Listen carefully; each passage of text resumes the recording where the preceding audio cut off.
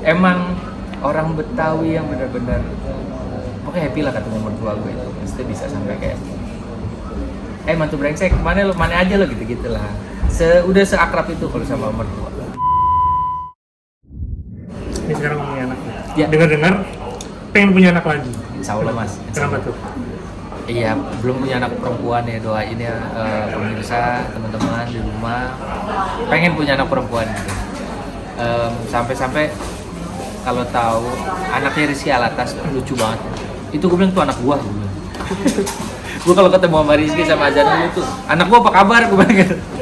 Itu sempat kepikiran udah lama, terus udah obrolin sama istri gitu apa gimana tanggapan gitu? Sebenarnya sih kita bersyukur banget udah ada anak 2. Cuman namanya kepengen gitu kan, pengen punya anak perempuan karena kasih sayang anak perempuan sama anak laki-laki beda gitu kan. Ini anak 2 beda, approach-nya ke bapaknya tuh beda. Yang paling kecil yang 3,5 tahun manggil saya tuh, "Hey Fahri, kemana Fahri?" gitu. Fahri itu nama peran saya yang kemarin. Mungkin dia lagi di rumah nonton kali sama ibu saya atau sama siapa gitu. Saya turun dari tengah, "Hey Fahri, kamu mau kerja ya Fahri?" Gitu. Anak laki-laki mas. Mungkin kalau anak cewek kan beda. Jadi karena saya udah ngerasain 2 nih laki-laki, pengennya ngerasain punya anak perempuan gitu. Doain ya insya Allah kalau dikasih rezeki. Terus istri waktu Karifnya ungkapin pertama pengen punya anak perempuan nih gimana gitu? Dia juga pengen saya dapat anak perempuan. Doain deh, karena kan harus program bayi tabung. Dan kalau program bayi tabung itu kan prosesnya juga panjang ya, mungkin habis renov kali ya.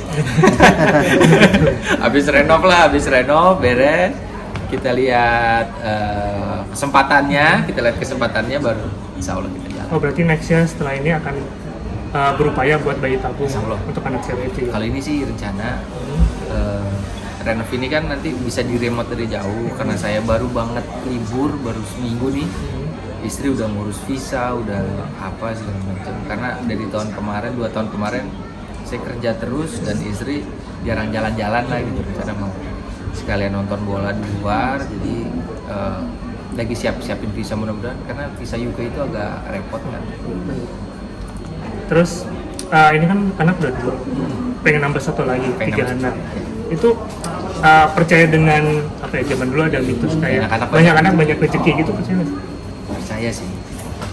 Dan orang bilang rezeki nikah, rezeki anak. Ya mungkin kitanya nggak ada rezeki, tapi kalau anak ada rezeki kan lewat kita gitu ya. Saya percaya itu. Meskipun gini, awal saya mau nikah tuh nanti ada rezeki nikah ya kita. Kan dulu kelihatan ya kita tepis itu mas, bukan tepis kayak kita nggak hiraukan, kita nggak mengharapkan. Dan setelah nikah bener ada, dan baru nyadar itu sebulan 2 bulan setelah itu, oh kayaknya kemarin itu rezeki nikah gitu. Dan percaya nggak percaya, rezeki nikah, rezeki anak itu ada. Kalau nggak percaya cobain nikah, tapi jangan banyak-banyakin nikah ya. Nikah sekali aja, yang bener-bener aja lah. Yang penting keluarganya senang, kita senang.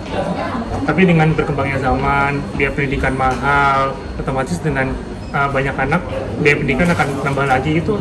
Akan relate nggak banyak anak banyak rezeki di tahun sekarang ini? Gitu? Banyak anak banyak rezeki, kalau banyak anak banyak yang harus sekolahin, banyak yang harus kasih makan gitu ya. Ya kalau banyak anak dan nggak bisa dari sekolah ada yang gratis kan sekarang. Meskipun rela atau enggak gitu, tapi menurut saya pendidikan di Indonesia pun udah di-upgrade kok. Dan nggak usah takut punya banyak anak, pasti ada jalannya insya Allah. Bukannya sok tahu, tapi saya ngerasain namanya rezeki nikah dan rezeki anak. Mudah-mudahan siapa tahu pancingan juga nih kalau ada anak lagi tambah banyak lagi, mudah-mudahan. Amin, doain ya. Terus ini kan makin kelihatan romantis sama istri. Itu ada tips-tips tersendiri nggak sih buat saling bonding satu sama lain, sering konten bareng gitu-gitu? Kalau bonding sama istri nggak bisa dibikin sih mas. Cuman gimana, karena kita harus ngerti kekurangan kita dulu nih. Kita harus ngerti, oh gue nih orangnya begini nih, dan kekurangan gue itu A, B, C, D, E.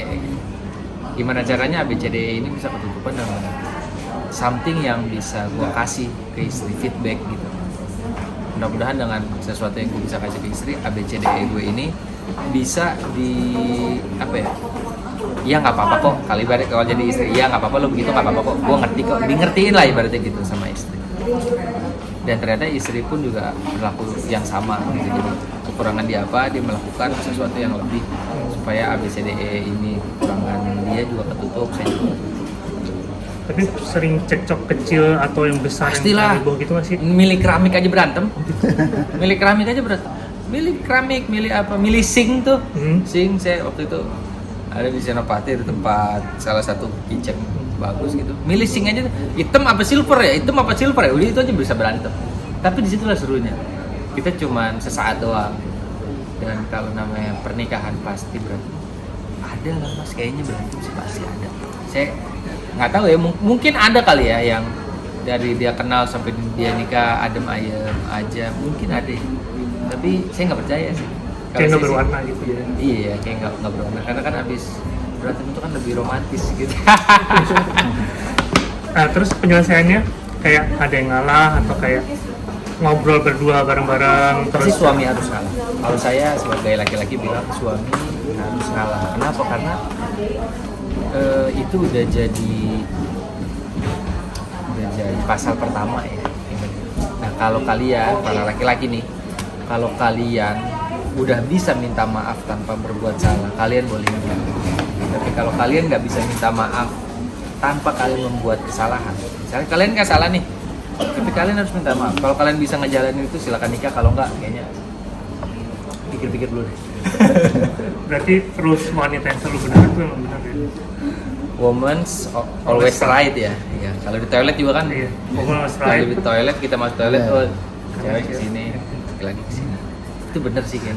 Tapi emang kebahagiaan atau kalau buat saya kebahagiaan